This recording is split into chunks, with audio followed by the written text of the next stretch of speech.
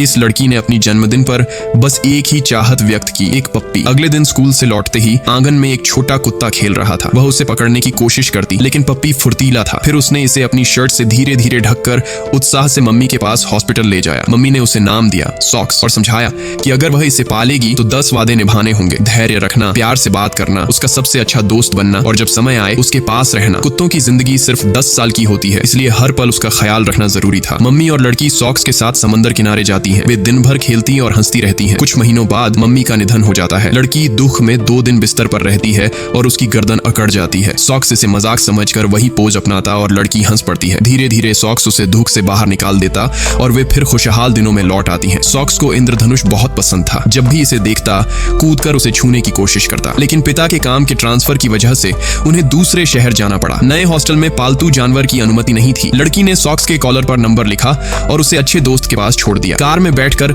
सिर्फ उसे दौड़ते हुए देख सकती थी। सॉक्स अपने घर से भागकर लड़की को ढूंढने निकल पड़ा। वह पुराने घर लौटता है लेकिन खाली था। उसे याद आता कि उसने आखिरी बार लड़की को ट्रैम पर देखा था। वह भी ट्रैम पर कूद जाता। कॉलर पर नंबर होने की वजह से पुलिस पिता से संपर्क कर लेती है और अंत में लड़की को सॉक्स वापस मिल जाता है। पिता अपनी नौकरी छोड़ देते हैं, वादा करते हैं कि सॉक्स को कभी अकेला नहीं छोड़ेंगे और घर के पास छोटी क्लिनिक खोल देते हैं। 10 साल गुजरते हैं। लड़की कॉलेज पूरी करती है और चिड़ियाघर में नौकरी पाती है। वह दिन ब दिन व्यस्त होती है। घर आने पर अक्सर सॉक्स को कमरे से बाहर निकाल देती। सॉक्स बूढ़ा हो चुका था और अब इंद्रधनुष के लिए कूदता नहीं, सीढ़ियां भी चढ़ नहीं पाता। तब लड़की को एहसास होता है कि वे पूरे 10 साल साथ रहे हैं। कुछ दिन बाद पिता फोन करते हैं और बताते हैं कि सॉक्स के पास ज्यादा समय नहीं है। लड़की तुरंत घर दौड़ती है और मरते हुए सॉक्स को गले लगा लेती है। पिता उसे मम्मी की स्क्रैप बुक देते हैं जिसमें उनके 10 वादों की यादें थीं। लड़की समझती है कि उसने सिर्फ कुछ ही वादे निभाए थे। आखिरी वादा पढ़ते ही वह सॉक्स से माफी मांगती है। सॉक्स धीरे धीरे अपनी आंखें बंद करता है और पंजा उसके हाथ पर रखता है। पिता डॉग हाउस साफ करते समय सॉक्स का खजाना पाते हैं, फोटो की ढेर जिसमें सॉक्स और लड़की साथ है। शायद उन दिनों जब लड़की नहीं थी, सॉक्स इन तस्वीरों पर भरोसा करके